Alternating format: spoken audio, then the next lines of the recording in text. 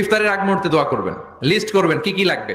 আল্লাহ আমার টাকা লাগবে, আল্লাহ আমার পয়সা লাগবে, আল্লাহ আমার স্বাস্থ্য খারাপ সুস্থতা লাগবে, আল্লাহ আমার ছেলে নাই ছেলে লাগবে, আল্লাহ আমার মেয়ে নাই মেয়ে লাগবে, আল্লাহ আগামী ইলেকশনে আমি দাঁড়াইতে চাই, আমার তুমি চেয়ারম্যান বানাই দিও। এগুলো লিখবেন, পারবেন? কথা কয় না, পারবেন? পারবেন?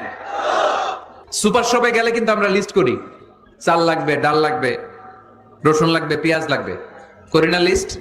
দেখেন দুনিয়ার জন্য কত কনসাস আমরা। এই আজহারি হচ্ছে আরেক জাহেল, মানে জাহেলদের গুরু। লিস্ট করে আল্লাহর কাছে দোয়া করবে, আল্লাহ সব কবুল করে ফেলবে। ফাজিলের ফাজিল। মুসা নবী যখন আল্লাহর কাছে দোয়া করছিল, যখন সে ফেরারি আসামি হয়ে যখন সে মাদিয়ানে গেছিল, সে লিস্ট ধরে বলছিল তার প্রবলেম কি আল্লাহ জানে না? আপনার আমার অন্তরে কি কল্পনা সেটাও আল্লাহ জানে। কি কষ্ট আল্লাহ জানে না? মুসা নবী বলছে যে আল্লাহ আমার খুনের যে আসামি, আমি ওর মামলাটা তুলে নেওয়ার ব্যবস্থা করো।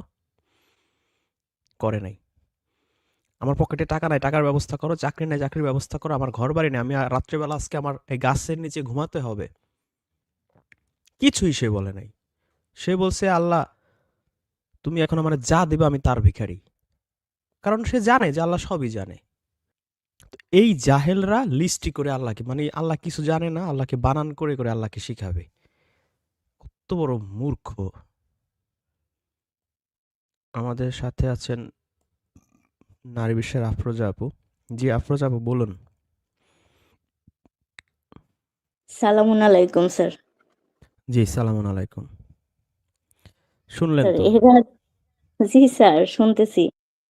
এরা যেভাবে লম্বা লিস্ট নিয়ে বসছে স্যার, তো এ দিয়ে যে সিয়াম কতটা পরিপূর্ণ হবে আল্লাহই ভালো জানে। আল্লাহ বলছেন সিয়ামকে পরিপূর্ণ করতে, আর এরা তো পরিপূর্ণ করার আগেই ইফতারির আইটেম নিয়ে বসতিছে, ইফতারি করে ভেঙে ফেলতিছে, আবার তো সেই লম্বা দোয়ার লিস্ট। আসলে কোনটা করতেছে, সিয়াম পরিপূর্ণ নাকি তাকওয়া অর্জনের উদ্দেশ্যে সিয়াম, নাকি ওই যে ইফতারির আইটেম কোনটা আগে খাবে কোনটা পরে খাবে এইগুলো? এটাই তো আমার মাথায় ঢুকতেছে না স্যার।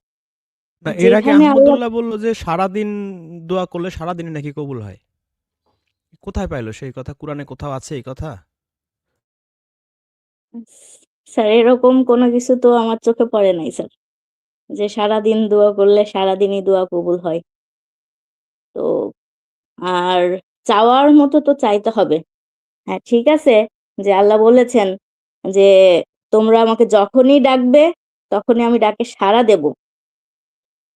কারণ আল্লাহ হচ্ছে আহ্বানকারীর ডাকে সাড়া দেয় যখনই কোনো বান্দা তাকে ডাকে।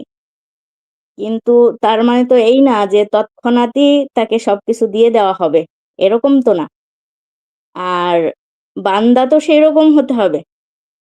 আল্লাহর সাথে যদি সে কানেক্টই না থেকে শুধু যদি এই আবরি জাবরি দুয়া নিয়ে বসে, তাহলে সেটা কতটুকু আসলে যুক্তিসঙ্গত, এটা তো আসলে বুঝতে হবে। এই যে এত বড় লম্বা লিস্ট নিয়ে যদি বসে, যে টাকা লাগবে টাকা দাও, এই লাগবে ওই দাও, কিন্তু আসলে কোরআন তো এরকম শিখাচ্ছে না। কোরআন তো শিখাচ্ছে না, যে এরপরে যখন ওই মানুষটা দেখবে যে আসলে কিছুই কবুল হচ্ছে না, তখন কি আল্লাহর প্রতি তার এই বিশ্বাসটা থাকবে না ঈমান কমতে থাকবে দিন দিন? আহ বিশ্বাস তো দৃঢ় হবে না স্যার, কারণ তার তো আল্লাহর সাথে কানেকশনটাই হচ্ছে না। তো কিভাবে স্যার ওই মোল্লাদের কথা শুনে সে যখন করতে চাইবে, এই তো এরকম চাইতেই থাকবে ইফতারির আইটেম সামনে নিয়ে, তো তারপরে দেখবে যে কিছুই পূরণ হচ্ছে না, তখন বিশ্বাস কিভাবে দৃঢ় হবে স্যার? আল্লাহ যে এইভাবে বলছে কানেক্ট হতে, সেইভাবে যদি কানেক্ট না হয় তাহলে তো প্রশ্নই আসে না এই দোয়া কবুলের বা এই লম্বা লিস্ট পূরণের। তো বিশ্বাস সেখানে হালকাই হবে, দৃঢ় তো কোনোভাবেই সম্ভব না। এই পান করতে পারে, আমার ভয়ে খায় না, আমার ক্ষমা চায়, আমার কাছে ক্ষমা প্রার্থনা করে, এখন আমার বান্দা যা দোয়া করবে বান্দার সব দোয়া আমি কবুল করে নেব। আল্লাহর ভালোবাসা সফট কর্নার খুব গ্রো করে, ঠিক কিনা? সময় মতো কাজ করতে হবে। সময়ের 1 ফোঁট, অসময়ের 10 ফোঁট। সময় মতো 1 ফোঁটা দিলে যেই লাভ, অসময়ে 10 ফোঁটা দিলে ওই লাভ হবে না। সময় মতো কাজ করতে হবে। ইফতারের আগ মুহূর্তে দোয়া করবেন, লিস্ট করবেন কি কি লাগবে। আল্লাহ আমার টাকা লাগবে, আল্লাহ আমার পয়সা লাগবে, আল্লাহ আমার স্বাস্থ্য খারাপ সুস্থতা লাগবে, আল্লাহ আমার ছেলে নাই, ছেলে লাগবে। আল্লাহ আমার মেয়ে নাই, মেয়ে লাগবে। আল্লাহ আগামী ইলেকশনে আমি দাঁড়াইতে চাই, আমার তুমি চেয়ারম্যান বানাই দিও। এগুলো লিখবেন, পারবেন? কথা কয় না, পারবেন? পারবেন? সুপার শপে গেলে কিন্তু আমরা লিস্ট করি, চাল লাগবে, ডাল লাগবে, রসুন লাগবে, পেঁয়াজ লাগবে, করি না লিস্ট? দেখেন দুনিয়ার জন্য কত কনসাস আমরা, কত সচেতন।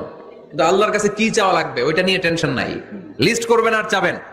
বাইনাল আযানি ওয়াল ইকামা, আল্লাহর হাবিব সাল্লাল্লাহু আলাইহি ওয়াসাল্লাম বললেন আদ-দুআউ লা ইউরাদ্দু বাইনাল আযানি ওয়াল ইকামা, আযান এবং ইকামতের মাঝখানে দোয়া করলে ওই দোয়া আল্লাহ কখনো ফিরিয়ে দেয় না।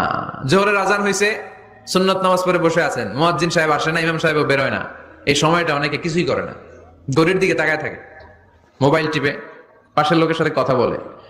কিন্তু এটা যে it's a very high time to make দোয়া, এটা যে দোয়া করার সবচেয়ে দামি সময়, এটা অনেকে টেরই পায় না।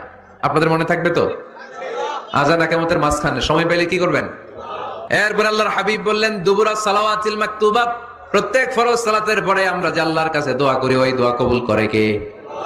তাসবিহ পড়বেন আগে, এরপরে দোয়া। ওইটা আমাদের দেশে যেটা, ওইটা না। আসসালামু আলাইকুম রাহমাতুল্লাহ, আসসালামু আলাইকুম রাহমাতুল্লাহ, আল্লাহুম্মা আমিন ইয়া আরহামার রাহিমিন। আসলে এরকম একটা দোয়া আল্লাহর হাবিব কিন্তু এরকম করতেন না, সাহাবারা করতেন না। ওনারা বসে বসে তাসবিহ পড়তেন লম্বা সময়, তাসবিহ পড়ে এরপরে দোয়া করেন, কবুল হবে। আয়াতুল কুরসি পড়বেন, কবুল করে নিবে কে? মান ক্বারা আয়াতুল কুরসি দুবুরা কুল্লি সালাওয়াতিন মাকতুবা লাম ইয়ামনাহু মিন দুখুলিল জান্নাতি ইল্লাল মাউত। প্রত্যেক ফরজ সালাতের পরে যে একবার করে আয়াতুল কুরসি পড়ে, তার জান্নাতে ঢোকার ক্ষেত্রে আর কোনো বাধা নাই। একটা জিনিস ছাড়া, মরণ, মরে না তাই জান্নাতে যায় না, মরলেই জান্নাতি। জি, যা শুনলেন এই 2 মিনিট, বলুন আপনাদের মতামত। আমাদের আসমা রহমান ম্যাম আছেন, গাফফার স্যার আছেন, আফরোজা আপু আছেন। জি, সালাম আলাইকুম স্যার। জি, আসলে যে একটু জোরে বলতে হবে। জি স্যার, সামনে যে কথায় আসলে এরকম আসলে বলুন কিছুর লেগে এই যা বলে তাই সুবহানাল্লাহ সুবহানাল্লাহ বলতেই থাকে। আসলে এরা আবেগ যে আছে না, এই আবেগটা কাজে লাগায়। এই আবেগ, মানুষ আবেগ, ওনাদের কিছু কাহিনী শুনে আবেগে ভেঙে পড়ে। তো উনি বলছে একটা দোয়া করলে মরণ ছাড়া আর সব মানে মরণ আসবে আর জান্নাতে চলে যাবে। তো এখানে যে কোরআনের সাথে এই সংঘর্ষ, কোরআনে তো এরকমটা নাই। কোরআনটা হলো ঈমান আনো এবং সৎকর্ম করো। এটা হলো প্রাথমিক একটা ধারণা যে ঈমান আনো এবং সৎকর্ম করো। সৎকর্মের ভিতরে অনেকগুলো ইয়ে আছে, ডেফিনিশন আছে। তো এরা তো আর ওইটা বলে না স্যার। স্যার এদের ব্যাপারটা হয়েছে কেমন, যে ওই যে সূরা বাকারার ৭৮-৭৯ আয়াতের মতো হয়ে গেছে স্যার। যে ওই যে কিতাবের জ্ঞান না থাকলে যেমন হয়, ওই যে আল্লাহ বলে না যে তারা কি করে, শুধুই মিথ্যা আশা আকাঙ্ক্ষা করে, আর তারা যা কিছুই করে সবকিছু কি ধারণা আর অনুমান। তো এরা হচ্ছে কিতাব নিজ হাতে রচনা করে এবং সেটা কি বলে যে আল্লাহর পক্ষ থেকে এসছে এই বলে যে চালাই, এই যে 12 মাস এটাই করে, এটাই এদের ব্যবসা আসলে। তো আল্লাহ তো এদের জন্য বলেই দিছে যে ধ্বংস অনিবার্য এদের জন্য। কারণ এই যে সামান্য কিছু স্বার্থের বিনিময়ে এরা যে করতেছে, তো এই যেই হাত দিয়ে এরা লেখে আর যা লেখে, এ দুটোর জন্যই তাদের হচ্ছে ধ্বংস। এটা তো স্পষ্টভাবে বলাই আছে। আবার স্যার যেটা বললো যে এই দোয়া পড়লে মরার সাথে সাথে জান্নাতি, তো আল্লাহ কি এরকম কোনো গ্যারান্টি দিয়ে রাখছে? এদের ব্যাপারেও তো স্যার বলা আছে যে যদি এরা এরকম ভেবেই থাকে যে আখিরাতটা শুধু এদের জন্যই নিবাসস্থল বা আশ্রয়স্থল, তাহলে এরা মৃত্যু কামনা করুক। কিন্তু এরা কি মৃত্যু কামনা করে? কখনোই না, বরং এরা 1000 বছর আয়ু চায়। আর আল্লাহ জানিয়ে দিচ্ছে যে যদি এদের 1000 বছর আয়ু দেওয়াও হয়, তবুও এরা এদের শাস্তির এতটুকু অংশ লাঘব করতে পারবে না। তো মৃত্যুর সাথে সাথে জান্নাতি একটা দোয়ার মাধ্যমে, এটা তো আসলে স্যার অন্যরকম। যেটা গতকালকে লাইভেও আমরা ডিসকাস করেছি যে মৃত্যুর সময় কাদেরকে জান্নাতের সুসংবাদ দেওয়া হয়, শুধুমাত্র যারা মুত্তাকি আর যারা হচ্ছে আল্লাহর কোরআনটাকে হাসানা বা কল্যাণ মনে করে, শুধু তাদেরকেই জান্নাতের সুসংবাদ দেওয়া হয়। তো এই যে যারা একটা দুয়ার মাধ্যমে শর্টকাট জান্নাতে যেতে চায়, এরকম কোনো প্রতিশ্রুতি তো আল্লাহ দেয়নি, দিয়েছি কি? না, আপনি আমার তো জানা বললেন যে আছে স্যার। কোরআনকে হাসানা বা কল্যাণ মনে করে। আজহারী সাহেব এত সময় যা বললেন, কোরআনের একটা আয়াত তিনি বলতে পারছেন? স্যার একটা কোরআনকে বলছে তিনি শুধু হাসানা আইতাল মনে কুরসি, করেন? আইতাল কুরসি বলছে। তো এটা কোরআনের আয়াত হিসেবে বলেনি, আইতাল কুরসি বলছে। কিন্তু আল্লাহ কি বলছে যে এইটা পড়লে আমি জান্নাতে দিয়ে দেব? জি না স্যার, আমি তো ওটাই বললাম যে আমি তো কোরআনের মধ্যে এরকমই পাইছি, শুধু মুত্তাকিদেরকেই জান্নাতের সুসংবাদ দেওয়া হয় মৃত্যুর সময়। আয়তাল কুরসি পড়লে বা তাহলে কোনো সে একটা দোয়া পড়লে। মানুষদেরকে যে লোভ লালসা দেখাচ্ছে, এই দোয়া পড়লে জান্নাত বা অমুক অমুক এই করলে এ, দোয়া কবুল হয়ে যাবে, যে লোভ লালসা দেখাচ্ছে, এর সপক্ষে কোনো দলিল কি কোরআনে আল্লাহ নাজিল করছে?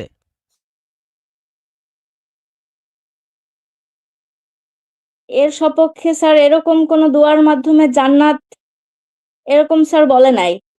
যেখানেই জান্নাতের প্রতিশ্রুতি আল্লাহ দিয়েছে, সেখানেই ইমানের সাথে সৎকর্মের এটাও আল্লাহ জুড়ে দিয়েছে, যে যারা ইমান আনবে এবং সৎকর্ম করবে,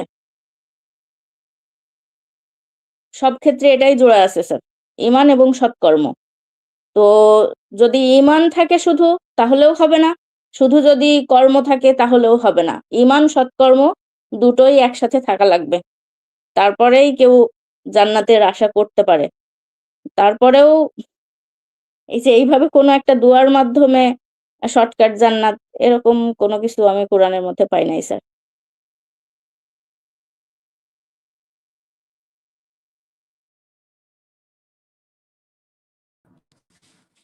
সালামুন আলাইকুম। আফরোজা আপা, আমাকে শোনা যায়? সালামুন আলাইকুম আপু, জি শোনা যায়। তো ভয়ে ভয়ে থাকি, কারণ আমার কানেকশনে প্রবলেম ছিল ২ বার।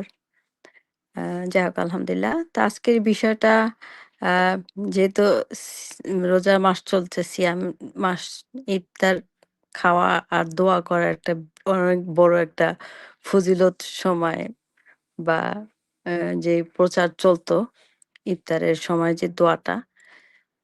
তো আসলে সবই তো রং, যেহেতু ইফতার করতেছে।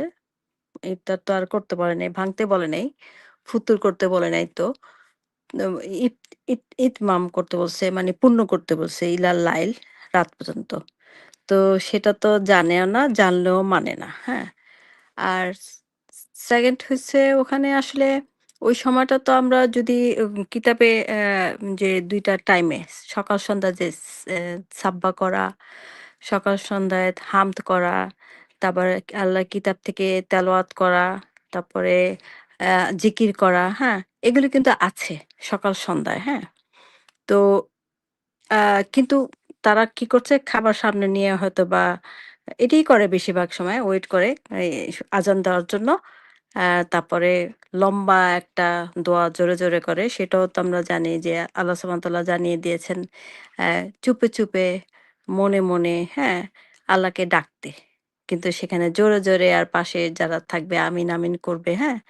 এবং এটা একটা, যে যত সুন্দর মানে অনেক মনের মাধুরী দিয়ে দোয়া করতে পারবে, তার তত ক্রেডিট, হ্যাঁ? অথচ আল্লাহ সুবহানাহু ওয়া তাআলা বলছে মনে, মনে। তো এই হচ্ছে মানে সবই আসলে রং আর ভুল আর ভুল আরকি। অনেকটা এই জীবনে পাতায়, পাতায় ভুল আর ভুল, হ্যাঁ? এভাবে আরকি চলে আসছিল। তো চলে আসছে এখনো। সামনে হয়তো তাই হবে। তো আল্লাহর বিশেষ দয়া যে আমরা ব্যাপারগুলো বুঝতে পেরেছি যে আমরা ইলা লাইল পর্যন্ত সিয়াম করি। তো আমি যেটা আরকি মেইন বোঝাতে চাচ্ছিলাম যে ওই সময়টা কিন্তু আমরা আল্লাহর কিতাব নিয়ে অ্যা উম সাব্বা করতে পারি। তারপরে আলোচনা করতে পারি। সেটা কিন্তু করতে পারি ইলা লাইল পর্যন্ত। তাহলে আমাদের কিতাবে যে ২ প্রান্তে, দিনের ২ প্রান্তে যে সালাত করার যে ইয়াটা, আ আয়াতগুলো আসছে, সেটা কিন্তু আমরা করতে পারি। কিন্তু তাদের তো টোটালি কোনো খবর নাই। তো তারা তো তখন খাবার নিয়ে হুড়োস্থুল করে আরকি। তো এটাই অজ্ঞতার জন্য কি করার কথা ছিল আর কি করছে। তো দুঃখজ মানে খুবই দুঃখজনক ব্যাপার যে আসলে আল্লাহর বিধানটাকে কিভাবে একদম চেঞ্জ করে ফেলছে। এবং সারা জীবন এগুলি মানে আমাদের জীবন দশা এই পর্যন্ত এসে জীবনের শেষ প্রান্তে এসে আমরা জানছি। তো তারপর আল্লাহর কাছে শুকরিয়া আদায় করছি যে আমরা তো তখন কি দোয়া করব এগুলি নিয়ে কি হুরুস্ত কারব করতাম। অথচ দেখেন একটা আছে না দোয়া মানে আয়াত যে ওয়াস্তাইনু বিস-সবরি সালাহ, যে তোমরা সবরের সাথে সালাতে সাহায্য প্রার্থনা করো। তা যেহেতু ওই টাইমটা সালাতের টাইম, আমরা কিন্তু আ আল্লাহর কিতাব থেকে দোয়া করতে পারি কিংবা আমার নিজের দোয়াই করতে পারি। কিন্তু এখন যেটা হচ্ছে সেটা হচ্ছে ইফতার উপলক্ষে যে ইফতারের শেষ প্রান্তে মানে রোজার শেষ প্রান্তে আমার দোয়া কবুল হবে। এই যে চিন্তাধারা যেহেতু আল্লাহর বিধানে নাই, সেজন্য তার সব আমলই বাতিল হয়ে যাবে। অথচ আমরা যদি জানতাম একই কাজ হয়তো করতাম। কারণ দোয়ার জন্য তার কোনো টাইম টেবিল নাই। যার যখন প্রয়োজন সেই অনুযায়ী সে দোয়া করবে। কিন্তু উদ্দেশ্যটাকে পুরা চেঞ্জ করে ফেলছে। কেন? এই হাদিসের রেফারেন্স দিয়ে। তবে ইন্টারেস্টিং হচ্ছে যে আসলে হাদিসেও কিন্তু ইফতারের জন্য দোয়াটা নাই। যে দোয়াটা করে সেটা আরকি আমি যখন আহলে সুন্নাত জামাতে ছিলাম যে ওইটা সহি না। তো সহি কি অমুক তমুক। মানে এগুলি খুঁজতে, খুঁজতে আমাদের দিন যেত। কত সময় নষ্ট করছি যে সহি কোনটা। তো এইটাই আরকি। অথচ আল্লাহর কিতাবে কত সুন্দর, সুন্দর দোয়া আল্লাহ শিখিয়ে দিয়েছেন, নবীরা করেছেন। তো তারা জানে না। তো এটাই দুঃখজনক যে অজ্ঞতা কোথায় নিয়ে গেছে আমাদেরকে, এই সমাজকে কোথায় নিয়ে গেছে। কি করার কথা ছিল আর কি করছে। জি, আপনারা বলুন। আমাকে শোনা গেল তো আফরোজা আপু? জি আপু, শোনা গেছে আচ্ছা আলহামদুলিল্লাহ। আলহামদুলিল্লাহ। জি, তাহলে অন্যান্য ভাইরা বলেন। জি, সালামুন আলাইকুম। জি ভাই, সালামুন আলাইকুম। যে ইফতার নিয়ে আজহারীর যে বক্তব্য, এখানে আল্লাহ আমাদেরকে স্পষ্ট করে দিছে যে লাইল, সুবা, নাহার, শাফাক, ইয়াম। যেমন ইয়ামটা হচ্ছে একটা সার্কেল 24 ঘন্টার, আর লাইল হচ্ছে সূরা লাইলের যে 2 নম্বর আয়াতে। না, আজহারি তো এগুলো কিছুই বলে নাই। আপনি কি আজহারির বক্তব্য শুনেছেন? স্যার আমি একটু পরে আসছি আরকি। মানে ইফতার নিয়ে যে ইফতারের সময় যে দোয়া করলে ডাইরেক্ট জান্নাত মৃত্যু হ্যাঁ, মাঝখানে। তো সেই টু দ্য পয়েন্টে বলেন, টু দ্য পয়েন্টে বলেন। আচ্ছা, ওইটা দিয়ে যাচ্ছিলাম যে আমরা শাফাকটা তো বুঝলাম, তো ইফতারটা তো আমরা বুঝলাম। তে আমরা তো আগেই ইফতারটা ভেঙে মানে সাউন্ডটা ভেঙে ফেলতেছি। তো শাফাকটা যদি আমরা বুঝতাম লাইল পর্যন্ত আমাদেরকে যেতে হবে, তাহলে এই আজহারির কথাগুলো আমরা সহজেই মানুষ ধরতে পারতো। তো এটা পুরোপুরি মিথ্যা স্যার, এগুলো হাদিস ছাড়া কোনো প্রমাণ নাই। আল্লাহ কোরআনে স্পষ্ট করে দিছে যে সাউন্ডটা কতদূর পর্যন্ত পূর্ণ করতে হবে। এগুলো মিথ্যা আশ্বাস মানুষকে দিচ্ছে যে ইফতার একটা তৈরি করছে, মানে সাওমটা নষ্ট করার জন্য এই সাফাকে ইফতার নামক একটা জিনিস সৃষ্টি করা হয়েছে ইবলিশে এদের মাধ্যমে তৈরি করছে। তৈরি করে এরা তো এখন যত মিথ্যা গুণাগুণ আছে সব তারা এখন বলতেছে, বলার পরে মানুষকে বিভ্রান্তি করতে যা মুখরোচক লাগে, মিথ্যা যত আশ্বাস লাগে এরা দিচ্ছে। কোরআন এগুলো সাপোর্ট করে না স্যার। জি স্যার, সালাম আলাইকুম। জি, গাফফার স্যার কি শুনতে পাচ্ছেন?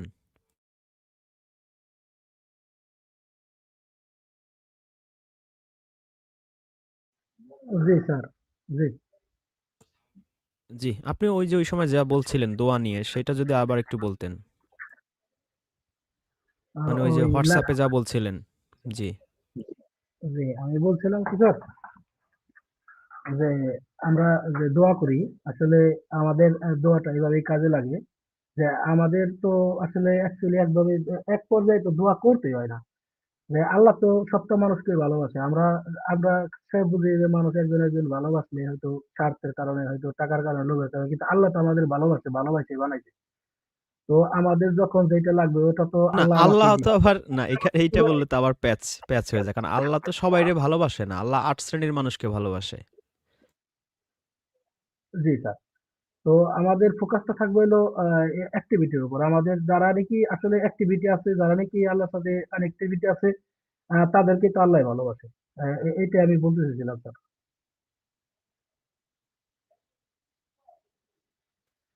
তো আল্লাহ কোরআনে কোথাও দোয়া কবুলের গ্যারান্টি দেয় নাই, তাই তো? জি স্যার, না দিছে, আপনি হ্যাঁ সকালে একটা ডাকেন, বলছে যে সৎকর্ম করো, ঈমান আনো এবং সৎকর্ম করো। ওখানে বলছে তাদের কোনো ভয় নেই, দুঃখ হবে না, তারা দুঃখিত হবে না। সেটা কি ওয়ার্ল্ডলি লাইফে নাকি আখিরাতের কথা বলছে আল্লাহ? আপনার কি মনে হয়? এটা বলছে আখিরাতে স্যার।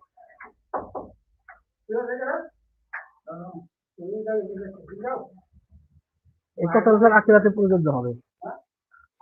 কারণ দুনিয়া তো আল্লাহ ভয়ভীতি দিয়ে তো আল্লাহ পরীক্ষা করবেই, তাই না?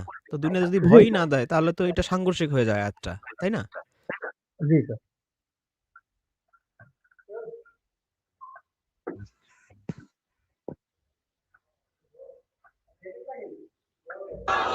আরো জোরে পড়েন সুবহানাল্লাহ। Multiplication is the same as repeated addition. Here, we add 4 দূরে এবং কাছে, দেশে এবং প্রবাসে যে যেখান থেকে দেখছেন সবাইকে জানাচ্ছি আন্তরিক অভিনন্দন ও মোবারকবাদ। প্রিয় মুসলিম ভাই ও বোনেরা, পবিত্র মাহে রমাদান দোয়া কবুলিয়তের মাস।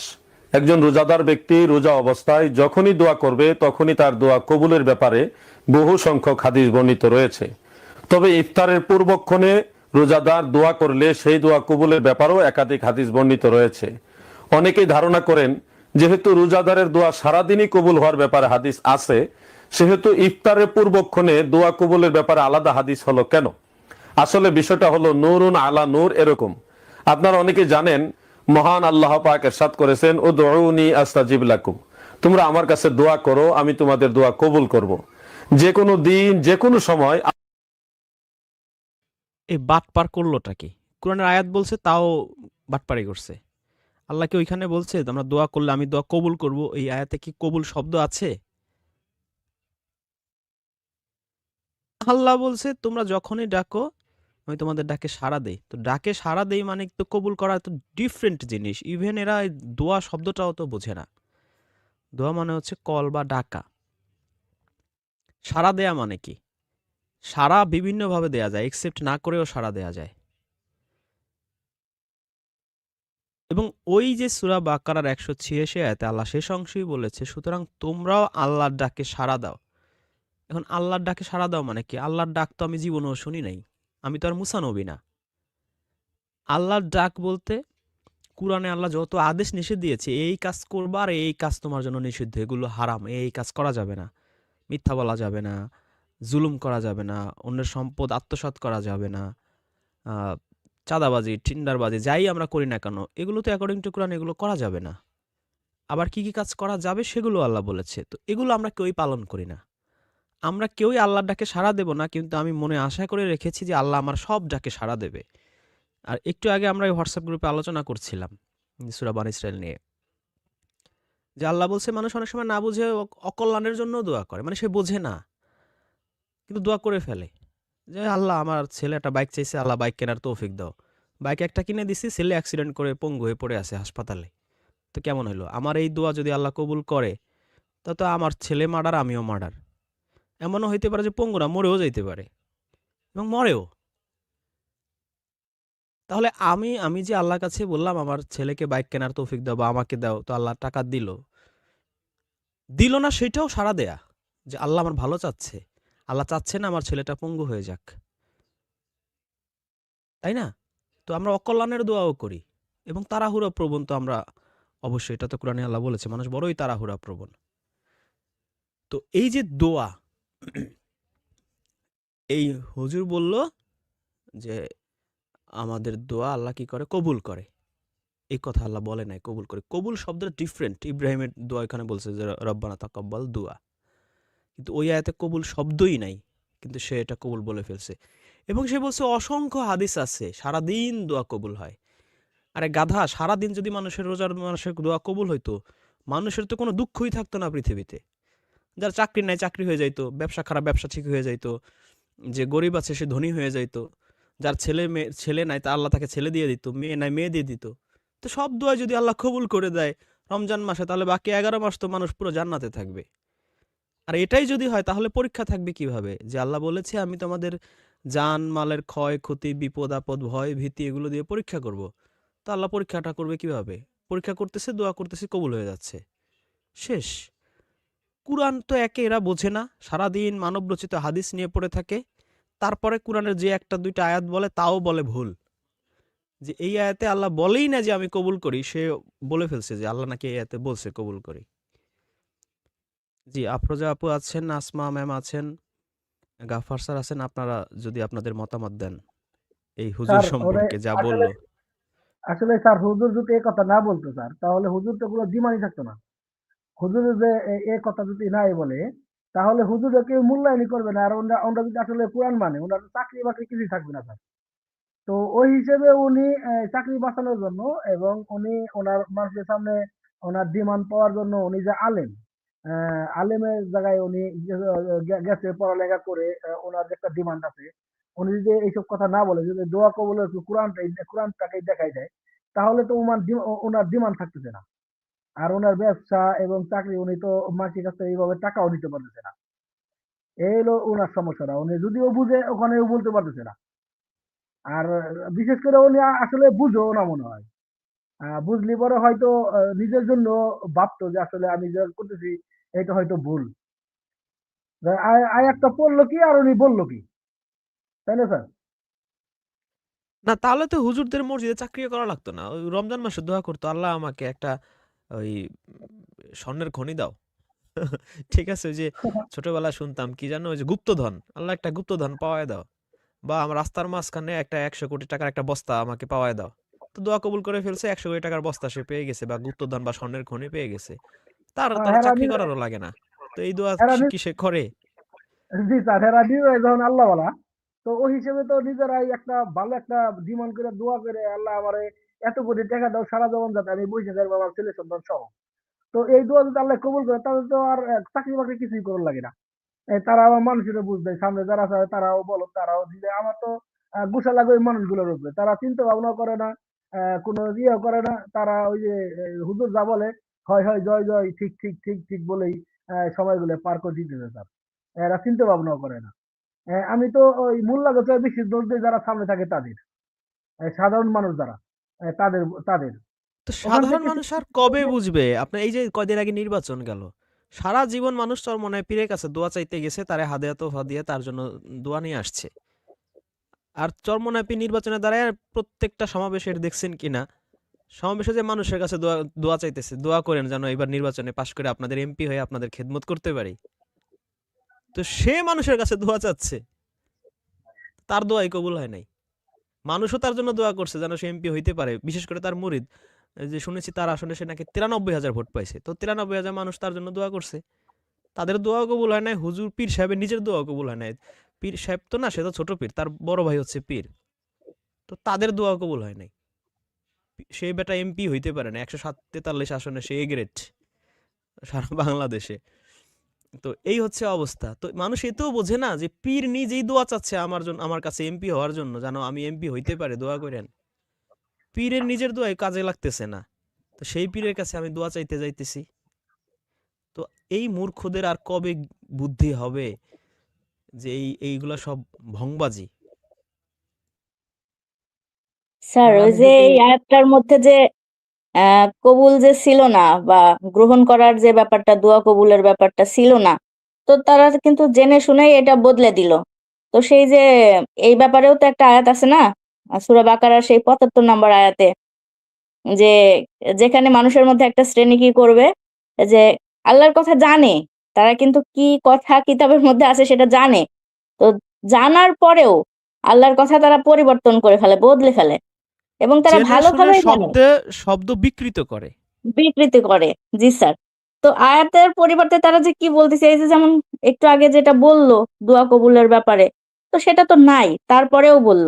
আবার যারা বলতেছে যে সারাদিন দোয়া করেন, সারাদিন দোয়া কবুল হয়ে যাবে, কিন্তু স্যার এরকম প্রসঙ্গেও আল্লাহ আয়াত দিয়ে দিছে যে তোমরা কি মনে করো, ধরেই নিয়েছো যে তোমরা জান্নাতে ঢুকে যাবে, মানে যে কোনো দোয়ার মাধ্যমে? অথচ এখন পর্যন্ত সেই রকম তোমাদের পরিস্থিতি আসেইনি, যেই পরিস্থিতি তোমাদের পূর্ববর্তীদের ছিল। অর্থাৎ আমাদের পূর্ববর্তীতে যারা ছিল, তাদের উপরে যা দুঃখ, দুর্দশা, কষ্ট, নিপীড়ন, এগুলো যে গেছে স্যার, মানে এরা এবং সময় এই দোয়া লেভেল করছে। পর্যন্ত গেছে যে তারা বলছে যে কখন আল্লাহর সাহায্য আসবে, মানে জি স্যার, এতটা এক্সাক্টলি। ফ্রাস্ট্রেটেড হয়ে গেছিল। এবং আল্লাহ কি উত্তর দিছে? যে জেনে রাখো আল্লাহর সাহায্য কাছেই। তো তারা যারা আল্লাহর মনোনীত বান্দা ছিলেন, তাদের ক্ষেত্রেই যখন তারা একদম মানে দেয়ালে পিঠ ঠেকে গেছে, শেষ অবধি গিয়ে তারা আল্লাহর সাহায্য কখন পাবে এই আশা করছে।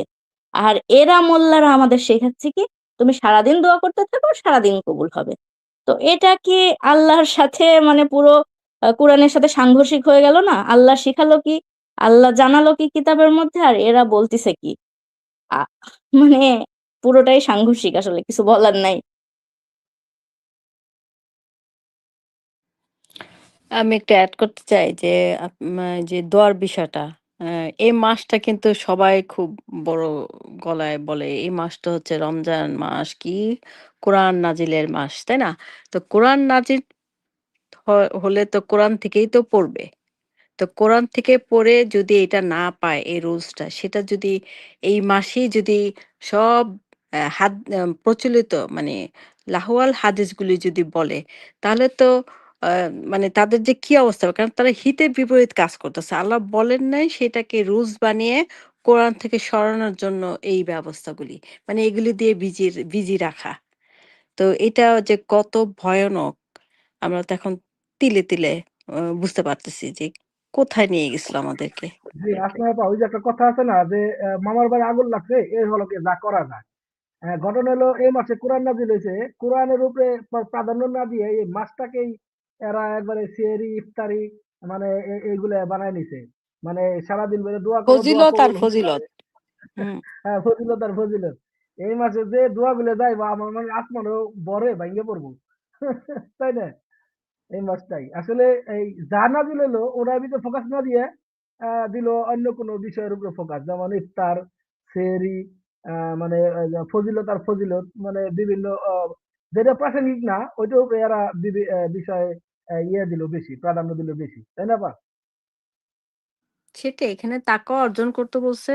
মানে সচেতন হয়ে আরো কোরআনে কি, কি রুলস বিধিবিধানগুলি জেনে আমরা আমল করব, সেটা জানে না তো। আবার এমন করে যে বিজি রাখলে তো আসলেই মানুষ পারবে না। কারণ রোজার মাসে কি করে? তারাবি যাবে রাত্রেবেলা, হ্যাঁ? এখন তো মহিলারাও লাইন ধইরা তারাবিতে না, এরা পড়ে যায়। তো, কুরআন পড়ে, তারাবিও পড়ে, সেখানেও কুরআনই পড়ে, সেখানে বুখারী তিরমিজি হাদিস আর পড়ে না। তারাবিতে হুজুররা কুরআনই পড়ে। এরাও ঘরের মধ্যে অনেকে ১ খতম ২ খতম, ছোটবেলা দেখছি আমার নানু ১ রমজানে ২-৩ খতমও কুরআন দিত। মানে শেষ করে তো আবার বকশিয়া দিত আরকি। তো এটা হচ্ছে সূরা জুমার ৫ নাম্বার আয়াতে যেরকমটা বলছে, এই যে ইহুদিদের কপি পেস্ট, ইহুদিদের এটা ওরা কপি করছে। ইহুদিরা এই কাজ করত। যে আল্লাহ বলছে ওরা হচ্ছে ওই যে গাধার মতো। যে গাধার পিঠে কিতাব থাকে কিন্তু গাধা কিন্তু বোঝে না। ঠিক তেমনি আমরা এই কিতাব পড়ি, কুরআন ঠিকই পড়ি কিন্তু আমরা কুরআন কিছু বুঝি না, গাধা হয়ে যাচ্ছি। তো এই হুজুররা হচ্ছে একটা এই যে গাধা বানানোর ফ্যাক্টরি খুলে বসছে। মানুষ কুরআন পড়ছে কিন্তু গাধার মতো কিছুই না বুঝে পড়ছে। যদি বুঝে বুঝে পড়তো তাহলে দেখতো যে আসলে আল্লাহ কোথাও বলে নাই রমজান মাস সারা মাস দোয়া কবুলের মাস, অথবা সারাদিন তুমি যা দোয়া করো সেই আমি কবুল করি। এই ধরনের ফাজলামি কথা আল্লাহ কোথাও বলে নাই। যেটা বললাম ওই যে জাকারিয়া নবী সারা জীবন দোয়া করছে একটা ছেলের জন্য, সেই দোয়াই কবুল করে নাই, আল্লাহ একেবারে মৃত্যুর আগে আগে করছে। বা ইয়াকুব নবী ৪০ বছর দোয়া করছে তার সন্তানের জন্য ফিরে পাওয়ার জন্য, ৪০ বছর পরে দোয়া করছে, কবুল করছে, ইভেন নাও করতে পারে আল্লাহ, এটা আল্লাহর এখতিয়ার। তো আল্লাহ যদি কবুল সারা জীবনে না করে, মানে করে না, এটা এভিডেন্স আমরা কোরআনেই দেখতে পাচ্ছি। তারপরে হুজুররা কোন সাহসে বলে যে পুরো মাসই আপনার দোয়া কবুল হয়ে যাবে, বা ইফতারের আগে দোয়া করলেই কবুল হয়ে যাবে? এটা কোন সেন্সে বলে সে? আল্লাহ এ ধরনের কোনো মিথ্যা প্রতিশ্রুতি কি মানুষকে দিয়েছে? আল্লাহ তো কোরআনে কোথাও এরকম মিথ্যা প্রতিশ্রুতি দেয়নি যে বান্দারা এই মাস সারা মাস আমি কবুল করি দোয়া, বা ইফতারের সময় আমি দোয়া কবুল করি, কোথাও মিথ্যা প্রতিশ্রুতি দেয়নি। অথচ এই মোল্লারা আল্লাহর নামে মানুষকে এই ধোকা দিচ্ছে। তো এদের পরিণতি কি হবে? কোরআন পড়ে আপনারা আপনারা কি পাইছেন? যে সমস্ত মোল্লারা এই ধরনের আল্লাহর নামে এই ধরনের মিথ্যা প্রতিশ্রুতি মানুষকে গিলাচ্ছে, এবং এতে নেগেটিভ ইম্প্যাক্ট হচ্ছে। মানুষ যখন দোয়া করছে কবুল হচ্ছে না, আল্লাহর প্রতি তার ভরসা থাকছে না, বিশ্বাস থাকছে না। কিরে, যখন নাস্তিকদের কথা শুনে আসলে আল্লাহ বলতে কিছু আছে, থাকলে আমি এত দোয়া করি কেন কবুল হয় না?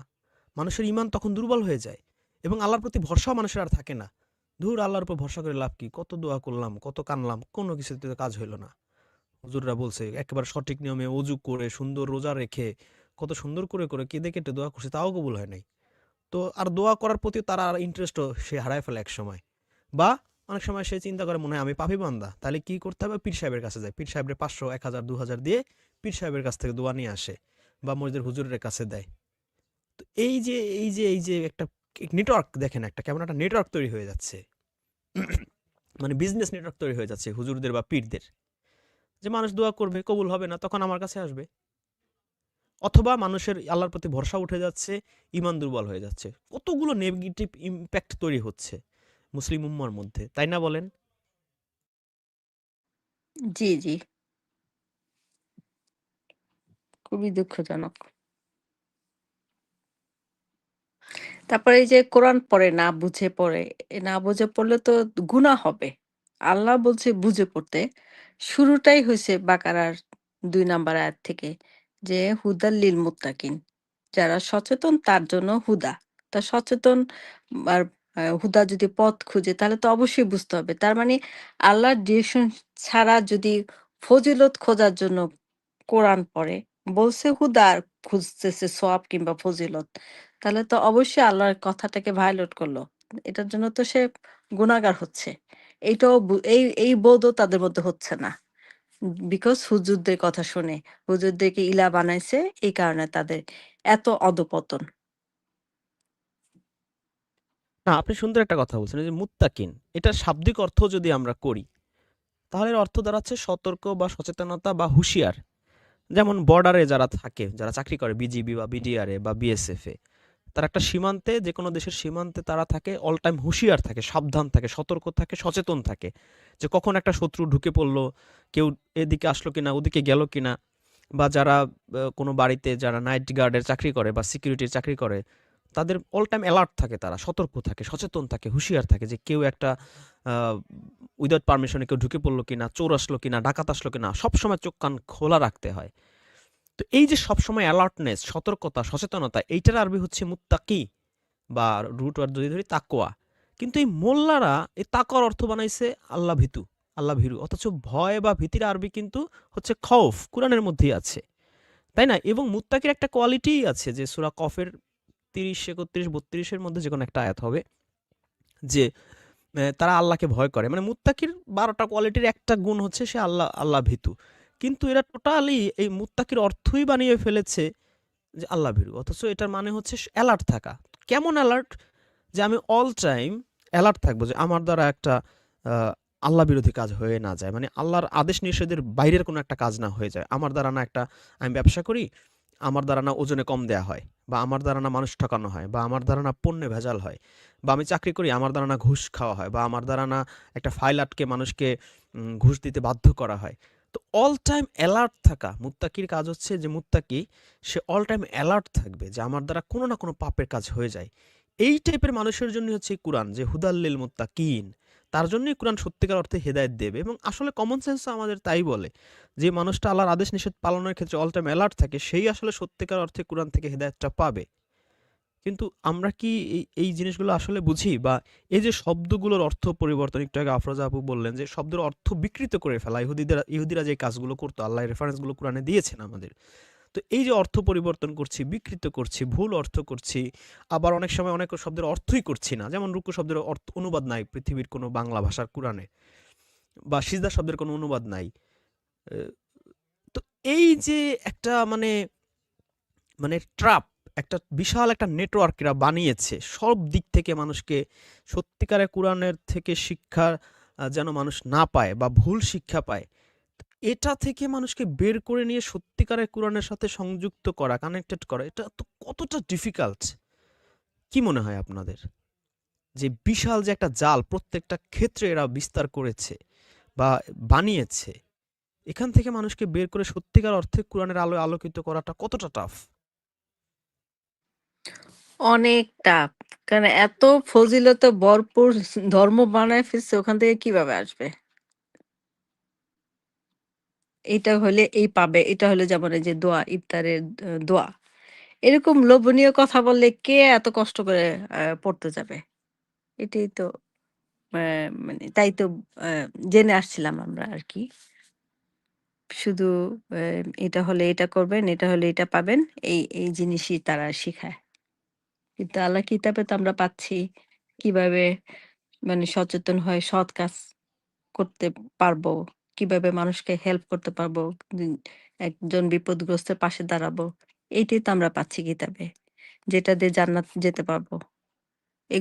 যেগুলি বলে এগুলি কোনটা দিয়ে জান্নাত না। জাহান্নাম ভরপুর হবে। এই হুজুরদের কারণে যারা শোনে, হুজুরদের কথা শুনে এই আল্লাহর কিতাবকে বাদ দিয়ে তাদেরকে ইলা বানালো। এটা তো আল্লাহ বলেই দিছেন তারা জাহান্নামী। কোনো সন্দেহ নাই। এটি খারাপ লাগে যে এ তো আমারই আত্মীয়স্বজন, বন্ধু-বান্ধব সবাই সেই জাহান্নামের দিকেই আছে। আর আমরা ভয় পাচ্ছি যে কিতাবে আল্লাহর দয়ায় যে শিখেছি, সেটাই তো ভালো করে বুঝে উঠতে পারতেছি না। সেখানে কিভাবে ওদের কথা শুনি? মানে সময় কই? আমাদের সময় শেষ, জীবনের শেষ প্রান্তে চলে আসছি অলমোস্ট। সেখানে এখনো যদি এই হুজুরদের পিছনে কে কি বলল, কোন ফজিলত খুঁজি, তাহলে তার থেকে দুর্ভাগা আর কি? মানে সুযোগ ছিল তওবা নেওয়ার, কিন্তু তা নিতে পারতেছে না। শুধু এই ভুল বাপ-দাদার ধর্ম পালন করার জন্য।